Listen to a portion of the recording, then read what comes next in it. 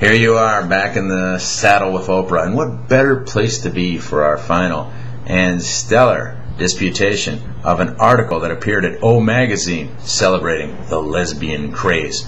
We left off with a trainer, and an incredibly lusty trainer at that, named Jackie Warner, who gets hundreds of letters from straight women all across the country proclaiming, "I'm married. I've never been attracted to another woman, but I have a huge crush on you." One entry read, "If Jackie hit on me, I'd definitely reconsider my sexuality." Now, as a man, can you even imagine people that think like this? It's a way you would never, ever be. But as we see with women in sports teams, the way that we regard loyalty is a little bit different than the way that they regard loyalty. And yes, there is a reason why I'm wearing this faded and beaten shirt today. Now, why is it that all these desperate women lust her? Well, status for one thing, along with conformity, as lesbianism is all the rage. Warner then provides us with the smoking gun. She says, "These women are attracted to the masculinity in me." Now, do I have to be right about everything? Masculinity in her. She continues, "I'm physically strong. I succeed in business, and they see my confidence." Hence, she's what? A high-status male, approximately. It's amazing that the author has kept in this quote because it's incredibly incriminating. Eventually, masculinity, the wandering elephant who has now taken over the living room and is masticating up the DVR, is addressed. Fisher observes, ironically, or not, as some may argue, meaning people like you and I might argue, it is certain masculine qualities that draw many straight women to female partners in combination with emotional connection, intimacy, and intensity. That was definitely true with Burrito Barris, whose partner, Halberstam Kaltenbrunner, made her feel incredibly female. Halberstam grew up in England as a tomboy with short hair and said that people were often unable to figure out whether she was a man or a woman. I was a source of incredible embarrassment for my family. Hey Butch, you still are. Her recollections show off the all too familiar femifascist characteristics. Throughout my youth, I felt rage at the shrinking of my world, but then, like every other feminist advocate, Halberstam channeled her anger into a distinguished academic career and authored several provocative books, including Female Masculinity.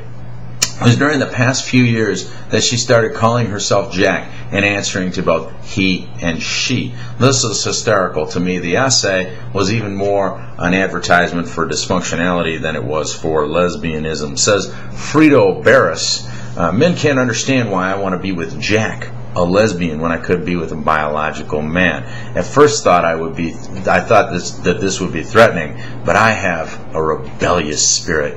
Oh, that's so cool. She's got a rebellious spirit. He's a he, is powerful, accomplished, and appealing. Not to mention an illusionist, because Jack is a schneebie who doesn't even look like she could open up a can of beans. Another sarcophagus is Bridget Falcon, bureaucrat, and her tale is told. Why did she go rug side? Because she was drawn to dykes, she says. According to Bridget, "I liked their masculinity. When I went out, I wanted to be with someone who, unlike me, was comfortable with her gayness. There's no mistaking who I was. I'm a girly girl. I'm the one who wears skirts, dresses, and makeup." By 25, she began to date women exclusively. In 2004, after earning her master's degree in counseling, do you see a theme here? Therapist, heal thyself. She met April Villa, who works as a civil engineer for the U.S. Army Corps of Engineers. What does she dig about her? April is beautiful and feminine, yet she's so much like a guy. Listen to this. Analytical, but not overly introspective. And just like my dad, she's able to build things and can fix anything. Case is proved. QED.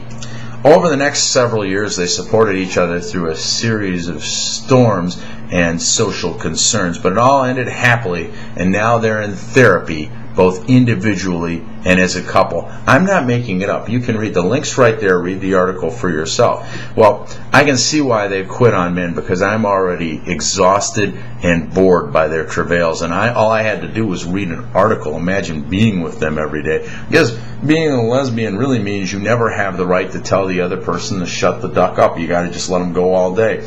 Another sterling dynamic is revealed in one of the participants confides, found pleasure with men, but I never really liked the hierarchy of heterosexual sex. And after the sex, I felt empty and almost incidental, as if the man didn't really care that I was there, and I could have been anyone. Well, this flake traded in men to participate in a new hierarchy of which she seems stunningly unaware. Now listen to this. At a Buddhist gathering, Troll X meets Troll XX, a 36-year-old graduate student who identifies herself as a boy, and they spell it B-O-I, a place somewhere in between a butch and a transsexual. I'm interested in androgyny, Troll X said with a playful smile.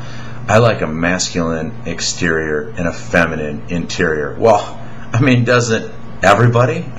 Basically, this person is just a total screw-up, and the author can't even acknowledge that this is a possibility. Or, I guess we're not really allowed to say that anymore. Oh, yes, we can. This is Chapins Inferno. We can say whatever we want to. At the moment, Nacho Bell Barris and her Palomino remain dedicated to bringing up Nacho's kids in a dysfunctional manner. Her son and daughter were initially confused over what to call Jack, but they came up with boy-girl. Well, that works, and now love their mother's partner. At her son's school recently, when everyone had to show pictures of their parents, he produced 3 photos. I have a mama, a papa, and Jack, he told the class. How quaint. But when the kid ends up resentful and bitter, I'm sure they're going to find a way to blame guys like me for it, because after all, what don't Oprah addicts, lesbians, and radical feminists blame on guys like me? Well, I'm glad that we had an opportunity to have this lengthy conversation, and we're going to have many more in the future at Chapins Inferno.